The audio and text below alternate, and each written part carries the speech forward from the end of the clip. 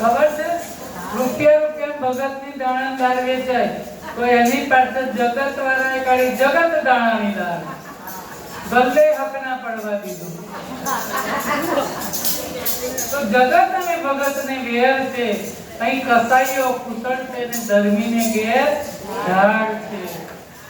એવું પુનિત મહારાજે આ ભજનમાં લખ્યું છે. પેલો રંગ કોક દિવસ ઉતરશે પણ આ હૈયામાં રંગ લાગ્યો ને એ ક્યારે નહીં ઉતરે. જે રંગ અંતરમાં લાગ્યો એ કોઈ દિવસ ના ઉતરે. હૃદયનો રંગ લાગી જાય પછી બેડો પાર થઈ જાય. સંસ્કાર એ વારસાગત આપે છે. મોટા મોટા પાપીઓને પણ તાર્યા છે, કારણ કે એનું નામ પતિત પાવન છે.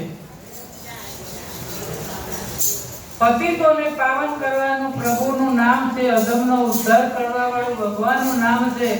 આપણે આરતીમાં કહીએ છીએ કે અધમ ઉદ્ધારણ પતિત પાવન આવ્યા દર્શન દેવા, આવ્યા દર્શન દેવા, કરું આરતી હરિ ગુરુ સંતની સેવા. પંઢરપુરથી થોડેક દૂર ગાણી ખોળ કરીને નાનું ગામડું, બધા ત્યાં ગાણી ચલાવે. બધા એક જ ધંધો ગાણી ચલાવવાનો, અને એટલે એનું નામ ગાણીખેડ પડ્યું હતું. એવા એક ગાણીખેડ પરિવારમાં એક દીકરીનો જન્મ થયો અને એ દીકરીનું નામ પાડ્યું જના. અને દીકરી ધીરે ધીરે મોટી થવા લાગી એટલે બાપુને પૂછે તમે કોની પૂજા કરો છો? ત્યારે પિતાએ કહ્યું આપણી સેવામાં બિરાજે છે ને તે દ્વારકાધીશ પંઢરીનાથ સ્વરૂપે છે. દ્વારકાધીશ છે પંઢરીનાથ રૂપે છે. પાછળ બહુ વાતો થાય બેનો. વાતો નહીં, વાતો નહીં, વાતો નહીં. પછી હું રેડ પાડીશ પણ ચંદ્રભાગાના તટ ઉપર તેનું પવિત્ર ધામ છે. એમની રોજ પૂજા કરું છું. અને તું થોડી મોટી થઈ જઈશ ને એટલે તને ત્યાં લઈ જઈશ. પંઢરપુર લઈ જઈશ. ખુશ થઈ ગઈ. જેટલી વાર રમતી રમતી આવે ને બાપુજી પૂજા કરતા હોય ને ત્યારે ખોળામાં બેસી જાય.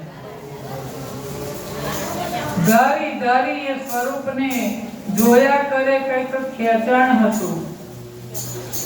અહીંયા રોજ એટલા બધા પડીકા આવા છે. જેને શ્રાવણ મહિનો કર્યો છે ને તો આખો મહિનો લેર એટલા પડીકા ભેગા થયા.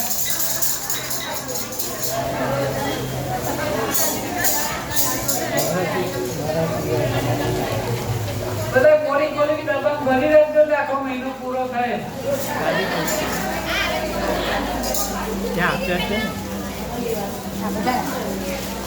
ધારી ધારીને સ્વરૂપને જોયા કરે. કઈક ખેંચાણ હતું.